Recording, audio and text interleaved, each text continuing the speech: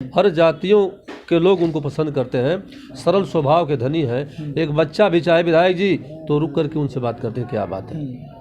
मैंने जो कहा जाए कि सबसे सरल स्वभाव का आदमी, हर लोगों की बात सुनने वाला, हर समाज की बात सुनने वाला, और कोई उनको कुछ कह भी दे गुस्से में तो वह हंस करके चले जाते हैं, उसका जवाब देते नहीं हैं। और यहाँ तो नाल लेकर के विधायक जो है सफारी गाड़ियों से हुटर बजा के आते हैं। आम आदमी जो सक्रिय आदमी है वो हिम्मत नहीं करता है बात करने की। बनवारी राम जी बहुत ही अच्छे आदमी हैं, लेकिन थोड़ा सा किस्मत विहीन है बेचारे।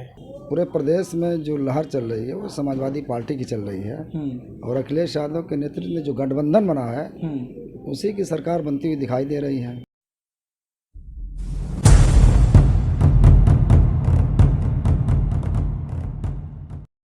नमस्कार, मैं हूं शिवम राय।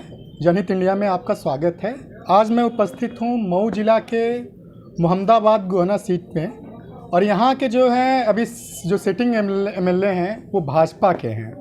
और क्या इस बार वो अपनी सीट बचाने में कामयाब होते हैं या नहीं होते हैं। दूसरी बात, पिछली बार से ये ट्रेंड देखा जा रहा है कि यहाँ के जो सिटिंग एमएलए होते हैं सरकार उन्हीं की बनती है। तो इस बार जानते हैं यहाँ के स्थानीय लोगों से कि सरकार किसकी बन रही है। आपका नाम? अमान अहमद। इस बार क्या लग रहा है कि सरकार किसकी बनने वाली है? देखिए, सरकार तो पूरे प्रदेश में जो लहर चल रही है वो समाजवादी पार्टी की चल रही है, और अखिलेश यादव के नेतृत्व में जो गठबंधन बना है उसी की सरकार बनती हुई दिखाई दे रही है। तो आप ये कह रहे हैं कि बैजनाथ पासवान जो है इस बार के विधायक बनने वाले हैं यहाँ पे? जी बिल्कुल बिल्कुल, उन्होंने बहुत काम किया है। अभी वो 12 से 17 के बीच में जब विधायक थे तो उन्होंने मोहम्मदाबाद गोहना विधानसभा में चारों तरफ काम किया, सड़क बनवाया, बिजली, हाईडील, 5-5 हाईडील। वो जब विधायक नहीं थे तो ये कैसे कर पाए अभी? कौन? बैजनाथ पासवान जी अभी विधायक नहीं है ना? अभी नहीं है, 12 से 17 थे ना ये। 12 से 17 में जब विधायक थे इन्होंने पूरे विधानसभा में रोडों का जाल बिछा दिया। 5-5 नई हाईडील और 11 पुल जो है, 7 पुल जो है, छोटी बड़ी भैंसई नदी और गोमती नदी और ये टोंस नदी जो है, यानी चारों तरफ उन्होंने बहुत विकास किया। सब सारे लोग मानते हैं, यहाँ तक सभी दलों के लोग इस बात को मानते हैं कि बैजनाथ पासवान के नेतृत्व में इस पीरियड काल में मोहम्मदाबाद गोहना विधानसभा में ऐतिहासिक कार्य हुआ था। उस तुलना में हमारे जो वर्तमान विधायक जी हैं श्री राम सोनकर जी, उनकी तुलना में कहीं भी वो आमने सामने टिक नहीं पा रहे हैं। तो आप भी इनसे सहमत हैं कि जो वर्तमान विधायक हैं उनकी तुलना में सपा के जो कैंडिडेट अभी हैं उनकी तुलना में बेहतर काम नहीं कर पाए? आप भी सहमत हैं इन बात से? आपका नाम? सुरेंद्र यादव। तो आप बताइए क्या समस्या क्या है आपके क्षेत्र में इस बार? हमारे क्षेत्र में समस्या ये है सर, अखिलेश यादव की सरकार थी तो 18 से 20 घंटे बिजली मिलती थी, और आज 8 से 10 घंटे अगर बिजली कट जाए तो 2-2, 3-3 दिन लाइटें नहीं आ रही है। ये जो सांड का मामला है वो जोगी सरकार 5 किलो दे रहे हैं तो पता लगा कि 5 कुंटल उनका सड़वा चल जा रहे हैं जी। तो ये सब सारी समस्याएं हैं। और जहाँ तक रोड का मामला है, श्री राम सोनकर जो माननीय वर्तमान में विधायक हैं, ये करहा से लग्गोपुर तक कई हजार करोड़ रुपया पास करवाए कि रोड बन गया, पैसा निकाल लिया गया, और जाकर के देखिए जो खड्डे का खड्डा ही है। वो मोहम्मदाबाद से वलीदपुर रामनगर का भी सैंक्शन करवाए, लेकिन वो अभी पैसा निकाल लिया गया, वो रोड जैसा का तस पड़ा हुआ है जी। तो ये कह रहे हैं कि यहाँ के जो स्थानीय विधायक हैं उन्होंने न रोड पे काम किया है न बिजली पे काम किया है, और इनसे राय जानना चाहते हैं कि आप यहाँ के जो मौजूदा विधायक हैं, वर्तमान विधायक, उनसे खुश हैं या नाखुश हैं? नहीं, हम तो खुश हैं, सरकार से खुश हैं। सरकार से खुश हैं? सरकार के कार्य से। कोई उपलब्धि आप गिना सकते हैं अपने सरकार की? सरकार की उपलब्धि, सरकार ने वादा किया था राम मंदिर बनाने का, राम मंदिर बनाया, और प्रदेश में लॉ एंड ऑर्डर सही किया, क्राइम कम हुई, लोग सड़कों पर सुरक्षित महसूस कर रहे हैं। अगर लोग सड़कों पर सुरक्षित महसूस कर रहे हैं तो फिर उन्नाव और हाथरस जैसी घटनाएं क्यों हो रही हैं? मैं कहना चाहता हूं भाई साहब से कि इन्होंने कहा कि भारतीय जनता पार्टी सरकार ने राम मंदिर बनाया, तो मैं आपको बता देना चाहता हूँ कि भारतीय जनता पार्टी ने राम मंदिर नहीं बनाया है, सुप्रीम कोर्ट ने बनाया है। ये आपकी गलतफहमी है। लेकिन उनके 2017 का जो घोषणा पत्र था, संकल्प पत्र, उसमें उन्होंने कहा था कि जो भी कानूनी प्रावधान होंगे उसके तहत हम प्रयास करेंगे मंदिर बनाने के लिए। प्रयास आप कर सकते हैं, फैसला तो सुप्रीम कोर्ट देगा ना। तो सुप्रीम कोर्ट की ये सफलता है कि भारतीय जनता पार्टी की सफलता है। सुप्रीम कोर्ट का फैसला आया था कि बाबरी मस्जिद राम जन्मभूमि जो है वो राम की जन्मभूमि है, वहाँ पे मंदिर बनना चाहिए। मंदिर का फैसला उन्होंने दे दिया और मंदिर वहाँ पे बन गया। तो भारतीय जनता पार्टी का इसमें कौन सा रोल है? उसकी उपलब्धता ये ले रहे हैं। अखिलेश जी भी तो कह रहे हैं कि इस बार हम सरकार बनाएंगे तो उनसे भी भव्य मंदिर बनाएंगे। भव्य मंदिर बनाएंगे, लेकिन किसी ऐसे मंदिर पे उन्होंने मंदिर पे या मस्जिद पे हाथ नहीं रखा जो विवादित है। मंदिर और मस्जिद बनाना कोई बुरी बात नहीं है, ये धर्म स्थल है। भव्य मंदिर बने और भव्य मस्जिद बने, लेकिन वो निर्विवाद होना चाहिए। तो हमारे अखिलेश यादव जी ने जो बात कही है वो निर्विवाद मंदिर और मस्जिद की बात किया है, विवादित किसी मंदिर और मस्जिद की बात नहीं किया उन्होंने। जो राम मंदिर के बारे में बात कर रहे थे, तो इस बार क्या मंदिर मस्जिद का ही मसला होगा या कुछ जनता के हित में भी कोई काम होगा? का भी मुद्दा चल रहा है, विकास भी करेंगे। विकास हुआ है 7 सालों में, हमारी सरकार ने विकास किया है और पूरे विश्व स्तर पर जो है भारत का जो है ख्यात बढ़ी है। मोदी जी ने काम किया है, योगी जी ने भी अच्छा काम किया है, ऐसी बात नहीं है भाई। कहने के जो लोग विरोधी हैं तो विरोध करेंगे ही, लेकिन ऐसा नहीं है। प्रदेश में काम हुआ है, प्रदेश में काम हुआ। इधर जो है बेरोजगारी बहुत ज़्यादा बढ़ गई है और इस पे आप क्या टिप्पणी करना चाहेंगे? बेरोजगारी की समस्या जो है वो है, लेकिन फिर भी योगी जी ने 4.5 लाख पूरे प्रदेश में नौकरियां दी है। हर क्षेत्र में, चाहे पुलिस की भर्ती हो, चाहे अध्यापकों की भर्ती हो, चाहे समूह की भर्ती हो, हर क्षेत्र में उन्होंने धीरे धीरे प्रयास चल रहा है बेरोजगारी को कम करने का, महंगाई को कम करने का प्रयास चल रहा है। ऐसा नहीं है कि नहीं प्रयास नहीं चल रहा है। आपका नाम? दिनेश रावत नाम है। ये तो कह रहे हैं कि बेरोजगारी कम करने के लिए जो है धीरे धीरे प्रयास चल रहा है और इस बार भी ये जो है जो मौजूदा सरकार है, योगी सरकार, उसी को वो चुनेंगे। देखिए, अब इनका विचार है, इन्होंने करा चुनेंगे, लेकिन अगर थोड़ा भी क्षेत्र के बारे में भाई साहब सोच लेंगे, क्षेत्र का विकास देख लेंगे, क्षेत्र में क्या हुआ है देख लेंगे, तो आत्मा से अगर इनसे पूछ लिए क्या दिल से आप चाहते हैं कि यहाँ पे हम श्री राम सोनकर कोट दें, तो भैया का जवाब ना में ही होगा, जहाँ तक मुझे लगता है। क्योंकि धरातल पे कुछ भी नहीं किया विधायक जी ने।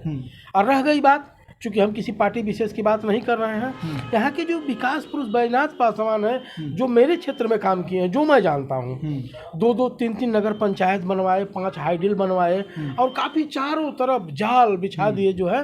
तो उनके विकास पे मैं जनता जो है यहाँ के कांग्रेस के जो कैंडिडेट हैं उनको भी, बनवारी राम को, उनको भी कह रही है कि वो भी बहुत अच्छे आदमी हैं। बनवारी राम जी बहुत ही अच्छे आदमी हैं, लेकिन थोड़ा सा किस्मत विहीन है बेचारे। उनकी किस्मत विधानसभा नहीं लिखा है। बसपा से भी बेचारे यहाँ पे लड़े और दूसरे नंबर पे से अच्छा फाइट किए, 2 तो 3 बार सपा से भी लड़े, अच्छे फाइट किए। बेचारे कांग्रेस में आ गए हैं, तो विचार के तो अच्छे हैं, लेकिन लड़ाई में बेचारे नहीं हैं। तो अगर सपा से होते या अन्य दलों से होते तो कुछ उम्मीद लगाई जा सकती है। तो पिछली बार जो है जो चुनाव हुआ था 2017 का विधानसभा चुनाव, उसमें जो है भाजपा जो है बसपा से सिर्फ मात्र जो है 534 वोट से जीती थी। लड़ाई बसपा और भाजपा में थी। तो इस बार आपको नहीं लग रहा है कि लड़ाई क्या भाजपा बसपा में नहीं होगा या सपा भाजपा में होगा?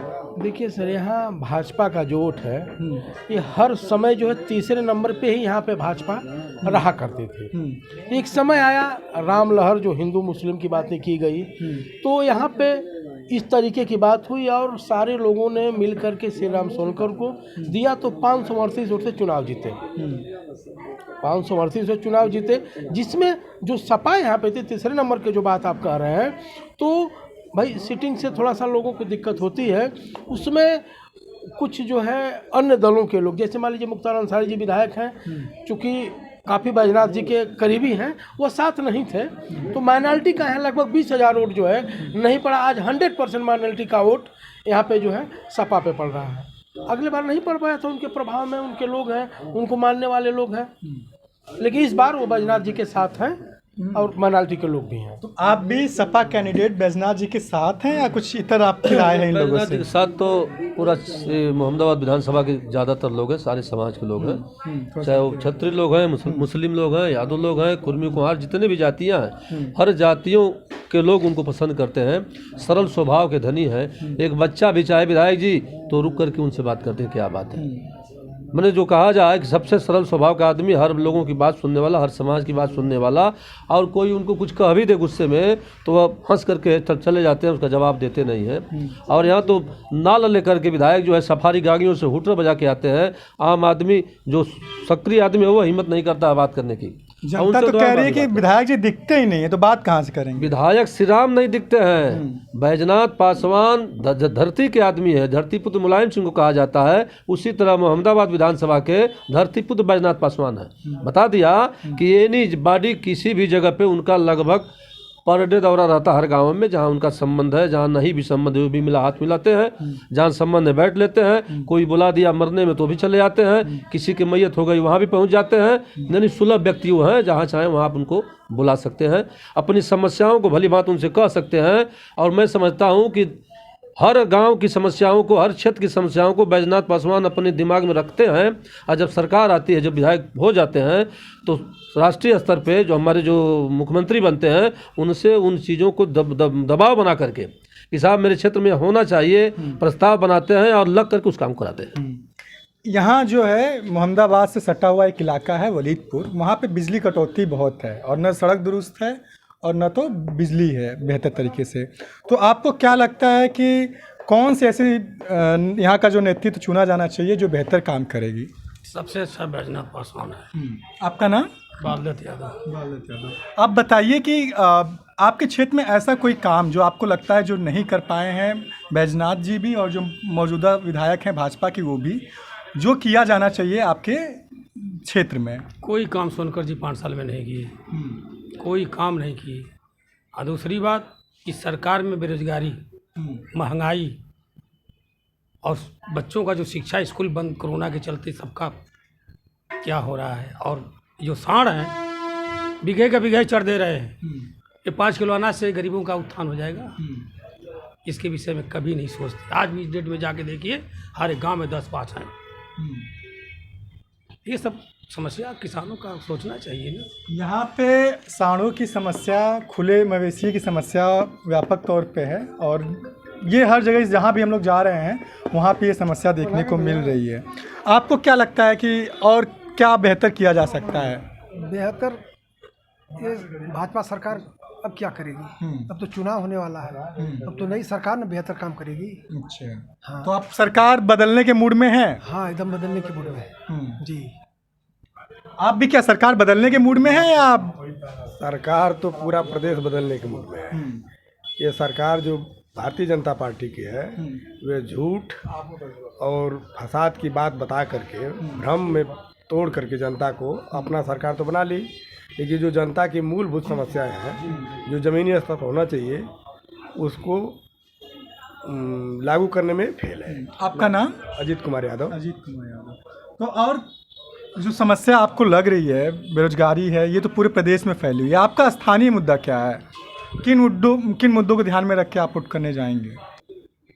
बिजली की समस्या, हमारे विधायक जी बैजनाथ पासवान जी बिजली की समस्या पर बहुत जोर दिए, हाईडील बनवाए, पुराने तार जर्जर तार को बदलवाए अपने सरकार में, अपने शासन में, तो बिजली मिल जाएगी, बुनकरों को फ़ायदा हो जाएगा, किसानों को फ़ायदा होगा।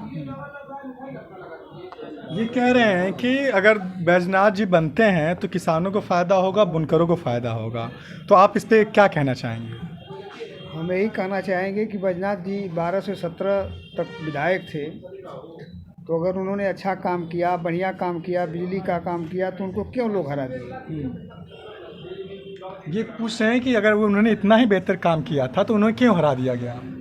जनता भारतीय जनता पार्टी के भ्रम में फंस गई, झूठो वादा हुआ और इसमें जनता ना समझ में वोट दे दी भारतीय जनता पार्टी को। 15 लाख के चक्कर में बहुत वादे इनका था और कोई वादा इनका पूरा नहीं हुआ। न काला धन आया न कुछ आया। ये समय समय पर अपना एक एजेंडा भारतीय जनता पार्टी वाले बदलते रहते हैं। अब जनता कांट की हाड़ी एक बार ही चढ़ती है, ठीक। अब 17 में चढ़ी तो 22 में अब नहीं चढ़ेगी। प्रियंका दीदी आई हैं, उनसे आने से क्या असर पड़ेगा आप लोग को? और उन्होंने ये घोषणा किया है कि 40% महिलाओं को टिकट दे रही हैं। और मैं अभी देख रहा हूँ कि सपा जो है ज़्यादा महिला कैंडिडेट अभी इस इलाके में, चाहे आजमगढ़ हो चाहे मऊ हो, उसमें टिकट नहीं दिया है। इस पर आपको कुछ कहना है कि महिला टिकट दिया जाना चाहिए या नहीं दिया जाना चाहिए? महिलाओं को टिकट तो दिया ही है अखिलेश यादव ने, ये बात अलग है कि आजमगढ़ मऊ में नहीं दिया है। तो ये सारी पार्टियां जो महिलाओं की प्रतिशतता उसके आधार पे सारी पार्टियां महिलाओं को टिकट देती ही हैं। कांग्रेस भी दिया तो सपा भी ने दिया, बहुजन समाज पार्टी ने भी दिया है। तो सिर्फ आप टिकट दे करके आप उनकी बात पूरी नहीं आप कर सकते। आप जब तक उनके मूल फंडामेंटल जो उनके राइट्स हैं उस पर अगर आप मुद्दे उठा करके उनको हक नहीं दिलाने में असमर्थ हैं, तो फिर वो कैंडिडेट देने करके और कैंडिडेट खड़ा करके मुद्दों, तो उससे तो महिलाओं की तो कांग्रेस तो पूरा शक्ति विधान। और देखिए ऐसा है कि देखिए कांग्रेस के पास कुछ खोने के लिए बचा नहीं है। ये तो आप जानते हैं, आप मीडिया के लोग हैं, कांग्रेस की कोई यहाँ पे कोई जनाधार नहीं है। तो जब जनाधार नहीं तो आप जिस तरह से भी मैनिफेस्टो ला लें, जानते हैं कि सरकार तो बननी नहीं है। जब सरकार नहीं बननी है तो मैनिफेस्टो लंबे लंबे दे लो, उससे क्या फ़र्क? मैं बस ये जानना चाह रहा हूँ कि जो प्रियंका का फैसला था, प्रियंका गांधी जी का, कि 40% महिलाओं को जो है टिकट दिया जाना चाहिए और एक आदर्शवादी राजनीति खड़ी करने की उन्होंने कोशिश की। आप ठीक है, वो वोट नहीं पाती हैं या वो किनारे पे जा रहे हैं, उससे इतर क्या ये राजनीति अच्छी राजनीति है या बुरी राजनीति है? नहीं, राजनीति तो उनकी सोच अच्छी है, महिलाओं को भी हक देना चाहिए। जो महिलाएं हैं उनको आगे बढ़ाने का प्रयास करना चाहिए। मैं उस पर इनका मतलब विरोध नहीं कर रहा हूँ, लेकिन बस यही है कि अब जो मैंने बात कहा है कि जैसे जो सरकारें बनने वाली होती, जो पार्टी सरकार बनाती है, तो उनके मैनिफेस्टो में बहुत दमदारी होती है और बहुत नाप तोल करके वो मैनिफेस्टो लागू करती है कि जो काम हो सकता है वही मैनिफेस्टो में लाया जाए। और जब हम खुद जानते हैं कि हमारी सरकार बनने वाली नहीं है, हम सरकार और लड़ाई से बहुत दूर हैं, तो फिर उस मैनिफेस्टो का कोई मतलब नहीं होता है। तो असर क्या पड़ने वाला है? क्योंकि उन्होंने उतनी तमाम रैलियां करी हैं और जिस अग्रेसिव पॉलिटिक्स करी हैं, और आरोप ये लगता है कि पूरे कोविड के दौरान समाजवादी सरकार, मतलब समाजवादी पार्टी के जो है नेता अखिलेश यादव जी घर में बैठे रहे, और प्रियंका दीदी चूँकि सड़क पे उतर रही थी तो वो ऐसा माना जाए कि वो अच्छी राजनीति कर रही हैं। शायद आपको पता नहीं है, आप मीडिया के लोग हैं, आप पता नहीं आप कितना उस पर कवर करते हैं। जब कोविड-19 से पूरा देश करा रहा था और हमारे प्रदेश और बिहार की जो जनता है वो ज़्यादातर बिहार में, दिल्ली में और गुजरात में काम करती है, जब ये रोड पर आए घर को चले जान बचाने के लिए, तो आप पश्चिम उत्तर प्रदेश में जाके देखिए, तमाम लोग, हम लोग खुद ही हैं समाजवादी पार्टी के कार्यकर्ताओं के साथ जुड़ करके जो बहुत जगह पे जो हम लोगों ने सहायता केंद्र खोला, उनको खाने का बैग दिया, प्लास्टिक दिया, पानी की प्लास्टिकें दी, जितनी सहायता हो सकती है समाजवादी पार्टी के लोगों ने किया।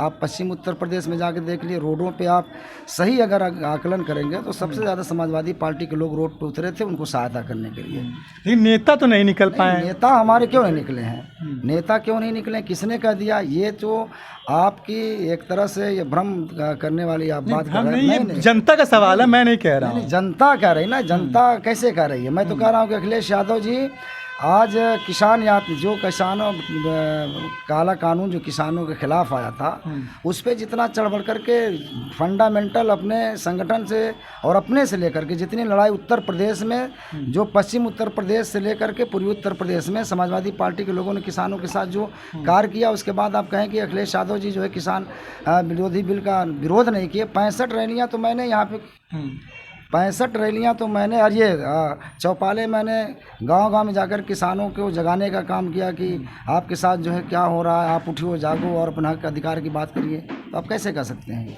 तो ये कह रहे हैं कि अखिलेश यादव पे जो आरोप लग रहा है कि वो कोविड के दौरान अपने घर से बाहर नहीं निकले, ये सरासर गलत है। और ये कह रहे हैं कि कार्यकर्ता, सपा के कार्यकर्ता जो है ज़मीन पर उतर करके काम कर रहे थे। और यहाँ के स्थानीय अगर बातचीत से जो निकल करके आ रहा है वो ये निकल करके आ रहा है कि जो वर्तमान जो भाजपा के विधायक यहाँ पे हैं उनसे लोग नाखुश नज़र आ रहे हैं।